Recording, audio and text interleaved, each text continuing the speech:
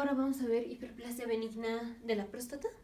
Primero vamos a ver definición, patofisiología, cuadro clínico, diagnóstico diferencial, tratamiento y complicaciones.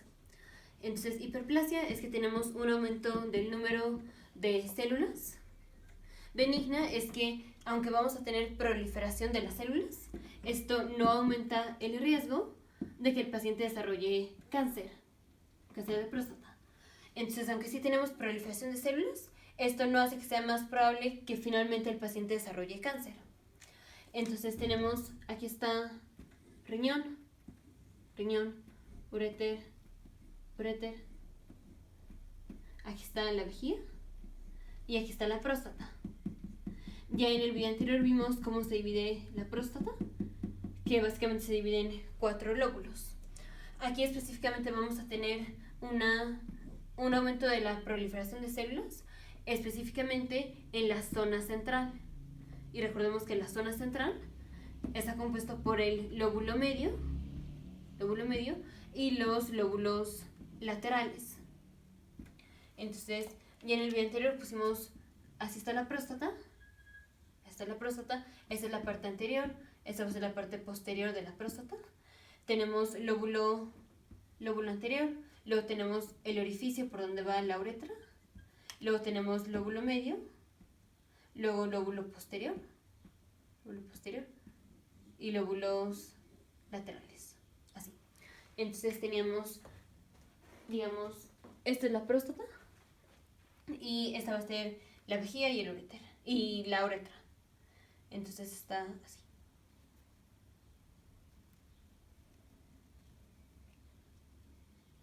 Tenemos, aquí está riñón, aquí está la vejiga, digamos, la vejiga, esta es la uretra, esto es lo que resta de la uretra y esta es la próstata. Entonces, en el video anterior agarramos la próstata y la ponemos así. Entonces la próstata estaba así, esta es la parte anterior, y si lo giramos así, esta es la parte anterior. Esta es la parte posterior, y si lo giramos, esta es la parte posterior. Aquí, esta de aquí. Así. Entonces, lóbulo anterior, medio, posterior, lóbulos laterales, y aquí va la uretra. Así va la uretra. Es que me cuesta trabajo ponerlo, pero así va la uretra. Así. Entonces, aquí vamos a tener un aumento de la proliferación de las células, específicamente del lóbulo medio. Entonces, aquí empieza a crecer la próstata, lóbulo medio, y de los lóbulos laterales, que es la zona central. Así. Y vean cómo al estar aumentando las células en esta zona, esto comprime a la uretra. Entonces vamos a tener, aquí está la vejiga, aquí está la uretra y la próstata, pero la próstata está creciendo, digamos, hacia adentro. Está creciendo aquí, aquí y aquí. Entonces no especialmente tenemos un aumento del tamaño de la próstata como tal, sino más se está comprimiendo la uretra. El crecimiento de los lóbulos laterales y del lóbulo medio comprimen a la uretra. Y entonces el paciente va a venir con síntomas de obstrucción del tracto urinario.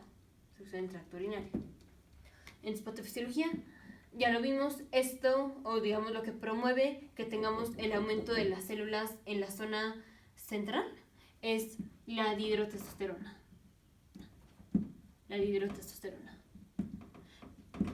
Entonces, la dihidrotestosterona viene de la testosterona. La testosterona se convierte en dihidrotestosterona por la enzima 5-alfa reductasa. Y son las células de aquí, las células estromales, las que agarran a la testosterona y la convierten en 5-alfa reductasa. En dihidrotestosterona. La testosterona es agarrada por la 5-alfa reductasa de las células estromales de la próstata y la convierten en dihidrotestosterona.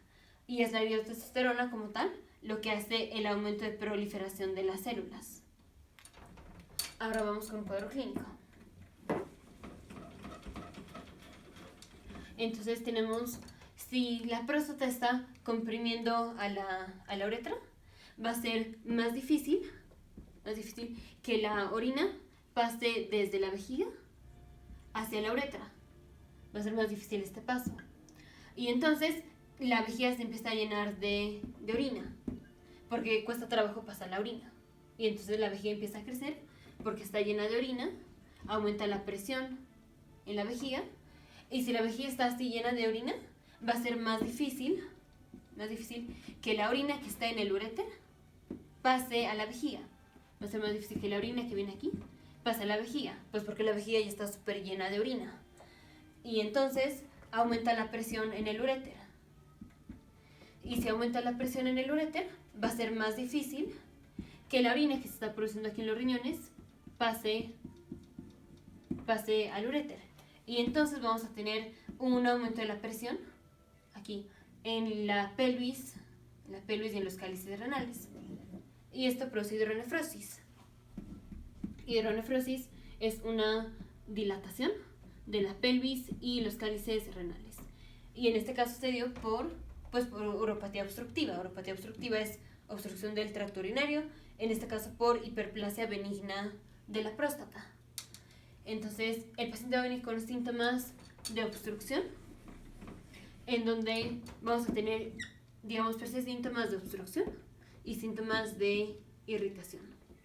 Síntomas de obstrucción es, al paciente le va a costar trabajo, digamos, iniciar la micción, porque aquí la uretra está comprimida. Entonces, aunque, digamos, tenga ganas de orinar, le va a costar trabajo iniciar la micción. Siguiente punto es, el paciente se va a quedar con la sensación de que todavía no ha terminado de orinar, porque la vejiga va a estar distendida, o sea, la vejiga va a estar así crecida, porque cuesta trabajo pasar la orina. Pero puede ser que cuando el paciente, digamos, ya orinó un poquito, pues la vejiga disminuye un poquito el volumen de la vejiga, porque ya pasó un poquito de orina de la vejiga a la uretra. Pero aún así sigue distendida la vejiga, pero puede ser que ya para el menor volumen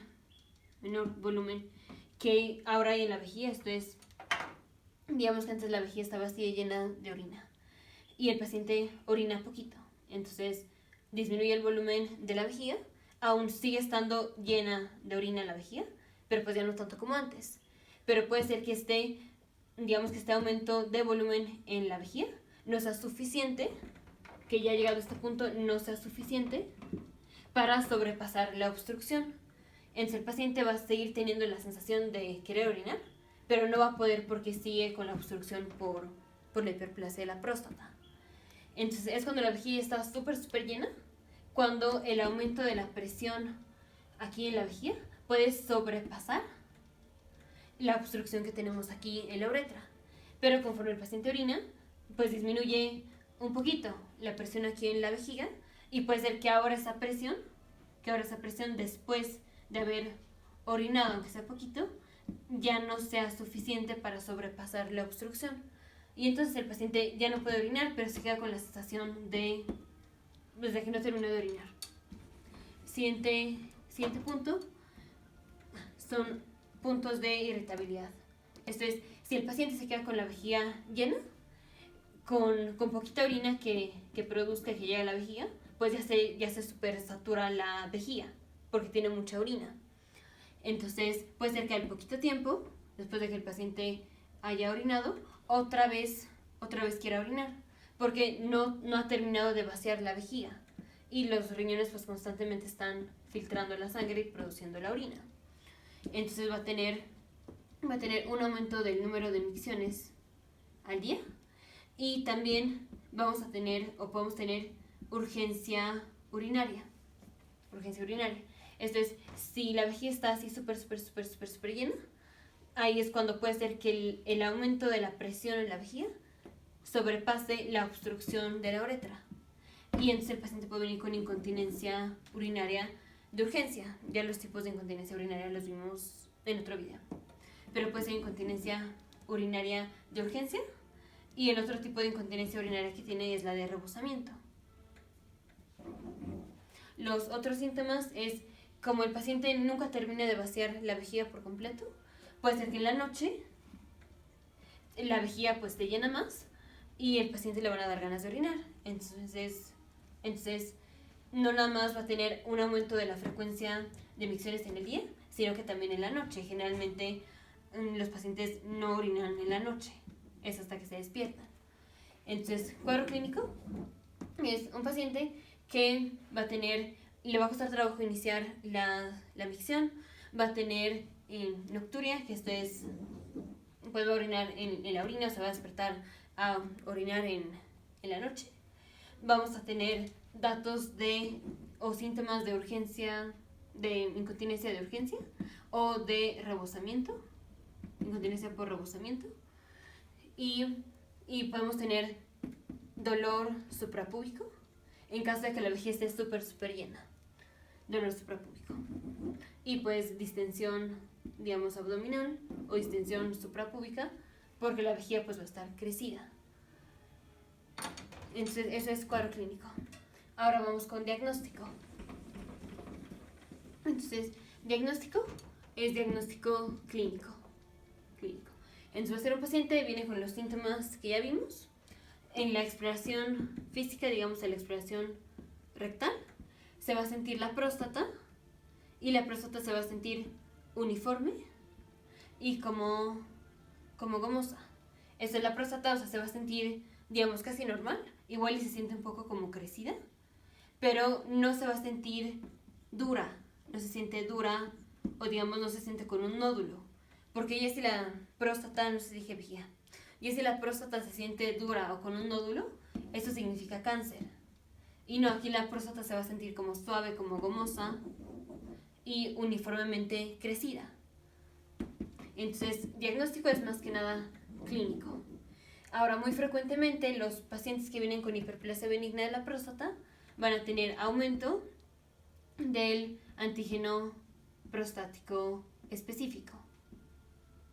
Y como siempre, los marcadores tumorales nunca los utilizamos como pruebas de tamiz. Aquí tenemos un caso.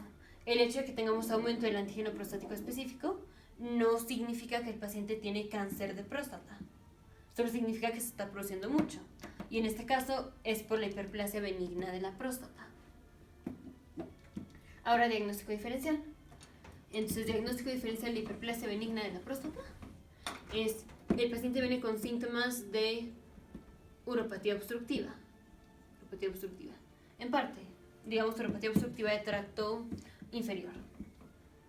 Entonces, como diagnóstico diferencial podemos poner cáncer de próstata, pero tenemos formas de orientarnos a que no es cáncer de próstata, como por ejemplo, el paciente vendría con pérdida de peso si fuera cáncer de próstata, y aquí en la hiperplasia benigna de la próstata no tienen pérdida de peso. También aquí no especialmente tenemos síntomas de obstrucción del tracto urinario. Sí podemos llegar a tener, pero no es tanto como la hiperplasia benigna de la próstata. Otro diagnóstico diferencial es, a veces los pacientes pueden venir con hematuria. Entonces, diagnóstico diferencial de hematuria es que el paciente tenga nefrolitiasis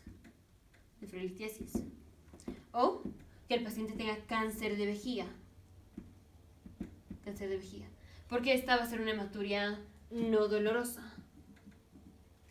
Y una cosa, digamos, importante es siempre que tenemos un paciente con hematuria no dolorosa, una de las cosas en las que siempre hay que pensar es cáncer de vejiga.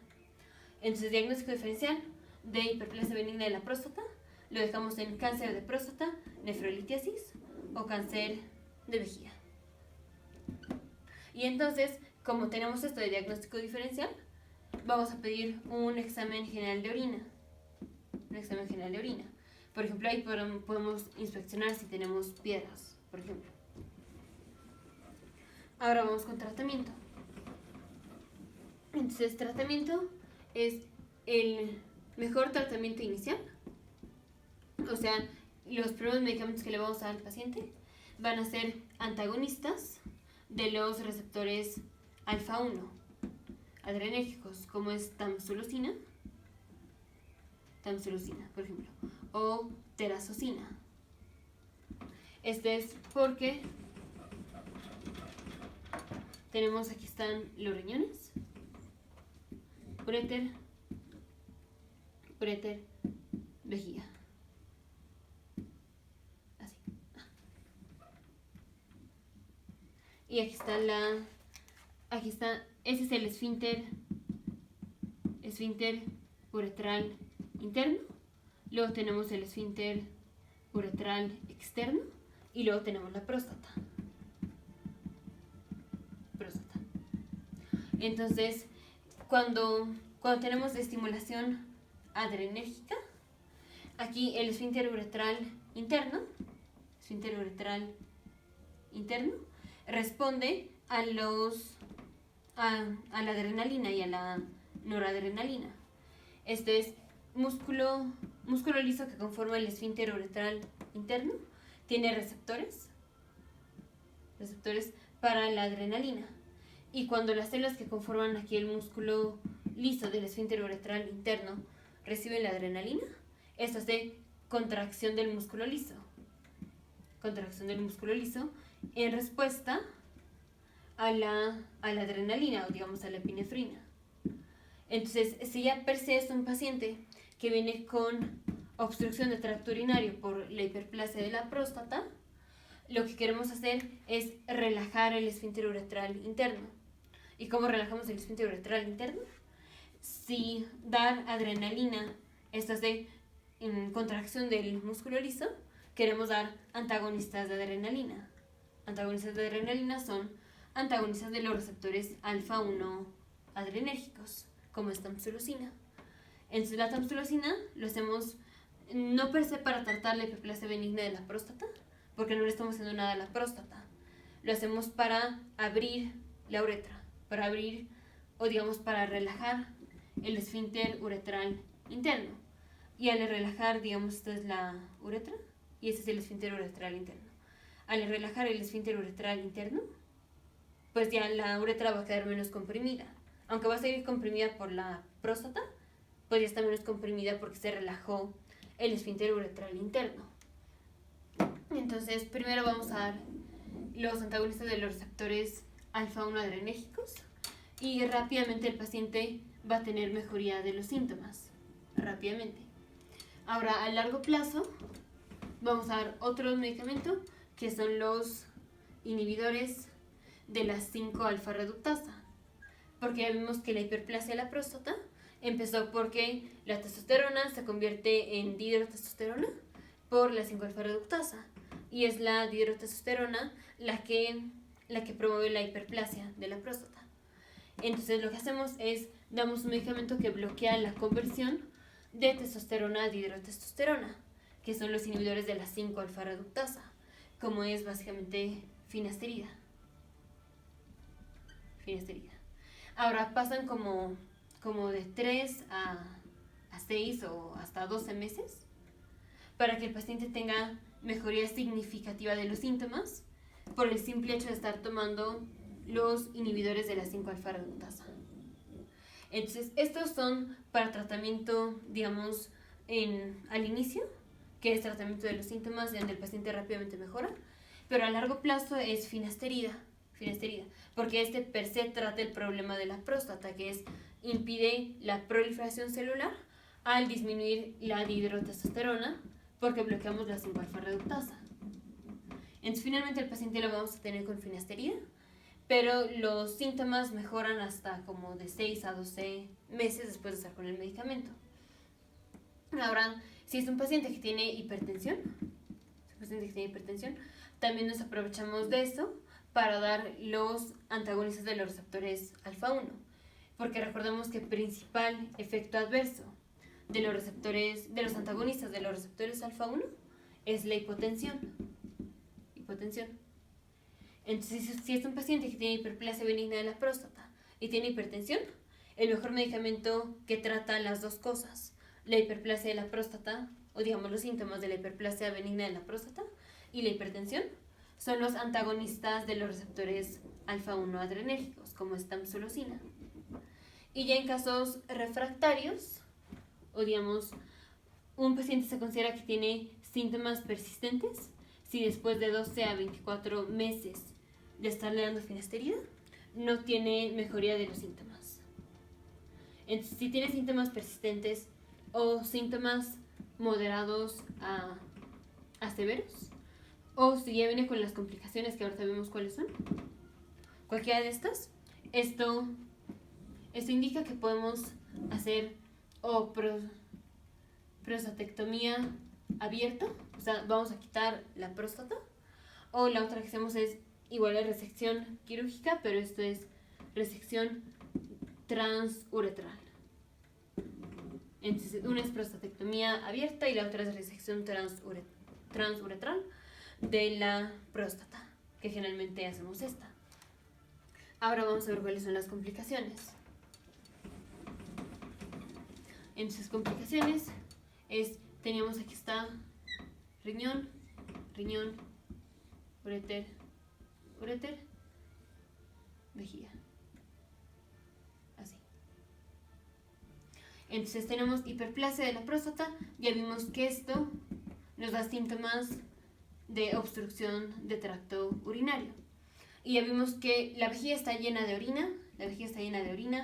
Va a ser mucho más difícil que la orina pase de los riñones al uréter y de aquí a la vejiga, pues porque la vejiga ya está llena.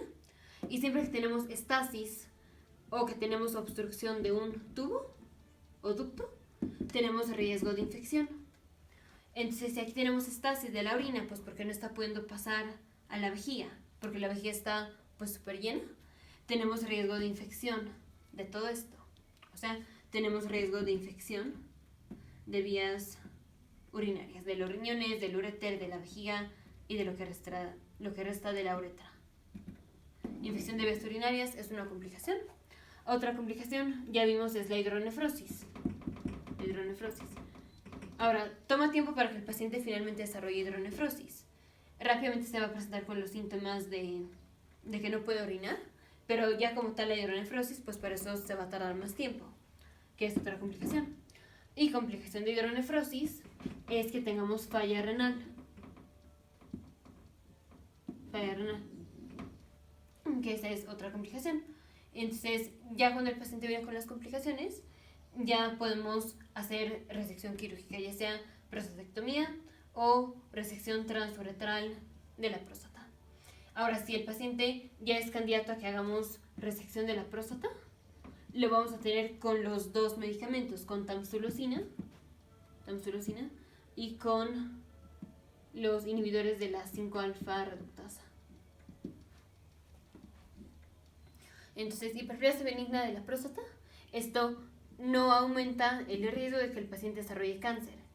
Digamos, esta es la única excepción en donde tener una hiperplasia no aumenta el riesgo de desarrollar un cáncer. Ahora, obviamente podemos tener un paciente que tenga hiperplasia benigna de la próstata y que también tenga cáncer de próstata. Solo que la hiperplasia benigna de la próstata no representa un riesgo aumentado de cáncer de próstata. Puede ser que el paciente tenga cáncer de próstata y que tenga hiperplasia benigna de la próstata, pero el cáncer de la próstata se desarrolló independientemente de la hiperplasia benigna de la próstata. Nos vemos en el siguiente video, futuros médicos, científicos, ingenieros.